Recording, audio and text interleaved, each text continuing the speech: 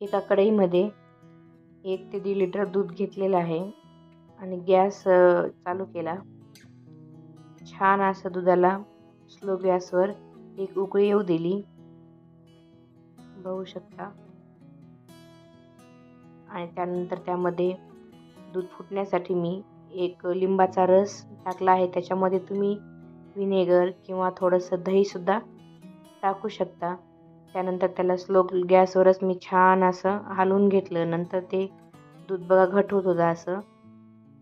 ते झाल्याच्या नंतर मी एका रुमालामध्ये छान असं त्याला गाळून घेतलेलं आहे आणि त्याच्यामध्ये ना ते एक वेळेस स्वच्छ त्याला धुवून घेतलं परत पाणी टाकून. नंतर ते छान असं बांधून घेतलेलं आहे. पूर्ण पाणी असं हाताने दाबून दाबून त्याचं काढलेलं आहे.